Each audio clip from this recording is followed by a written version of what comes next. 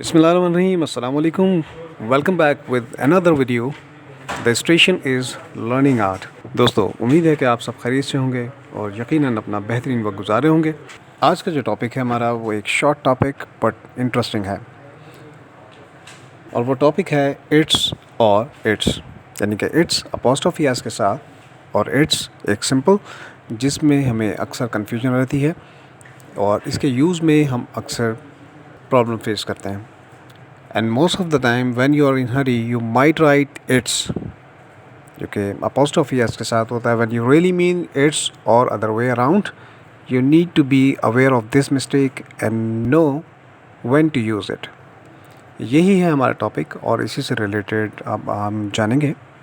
आपकी मज़ीद आसानी के लिए इसको हम डिस्क्राइब करते हैं और डिफ़ाइन करने की कोशिश करते हैं ताकि हम इसे और ज़्यादा बेहतर तौर पर और बेहतर अंदाज में समझ सकें, ताकि इसका यूज़ हम अपने लिए और ज़्यादा इफ़ेक्टिव बनाएं।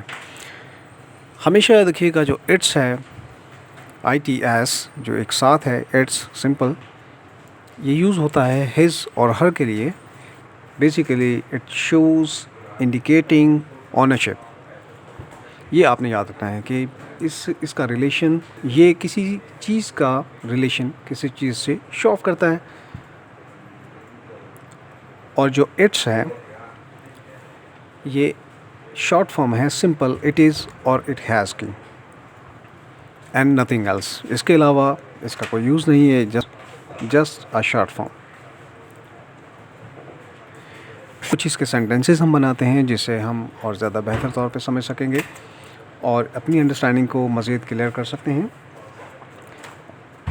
Like that a car is useless without its wheel. अब इसमें अपॉस्ट्रोफी एस के साथ मैंने एक सेंटेंस बनाया है, a car is useless without its wheel, जो कि इनकरेक्ट है, क्योंकि आपने ये अंडरस्टैंड करना है कि इसकी रिलेशनशिप शो हो रही है या नहीं।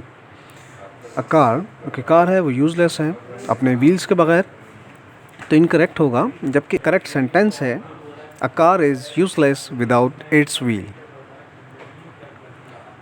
कम्युनिकेशन के लिए हम यूज़ कर सकते हैं अपने सेंटेंसेस को जो कि इतना ज़्यादा फील उसमें नहीं आता या उसे हम नहीं समझ सकते, लेकिन इन रिटन ये अक्सर मिस्टेक्स हमसे हो जाती हैं और इन मिस्टेक्स को ओवरकम करने के लिए इसकी करेक्ट अंडरस्टैंडिंग होना बहुत ज़रूरी है। सेकंड सेंटेंस भी हम बनाते हैं ताकि अपनी अंडरस्टैंडिंग को मज़ीद क्लियर कर सकें। दीज आर इट्स फुटप्रिंट, जो कि इनकरेक्ट है। इसका करेक्ट सेंटेंस बनेगा दीज आर इट्स फुटप्रिंट।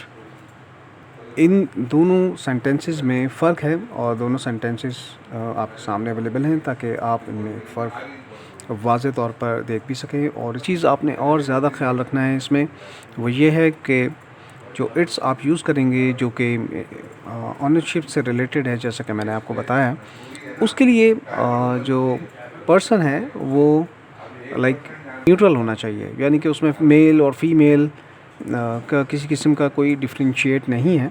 जैसे कि इट्स मैंने आपको बताया था, इट इज़ और इट हैज़, ये हम अंदाज़ा कर सकते हैं कि किसी से रिलेट करता है। और इट्स में जो रिलेशनशिप है किसी भी सब्जेक्ट से वो न्यूट्रल होनी चाहिए। नेक्स्ट हमारा इट्स, जो कि इट इज़ और इट हैज़ की शॉर्ट फॉर्म है। इसको भी मज़ीद हम समझ लेते हैं सेंटेंसेस के ज़रिए कि he doesn't think it's a good idea, जो कि इनकरेक्ट है। He doesn't think it's a good idea, जो कि करेक्ट सेंटेंस है। अपॉस्ट्रोफी एस के साथ लगेगा क्योंकि मैंने आपको बताया कि इसमें इट इज़ या इट हैज़ की ये शॉर्ट फॉर्म है। Similarly it's been a year since the last time we met, जो कि इनकरेक्ट है।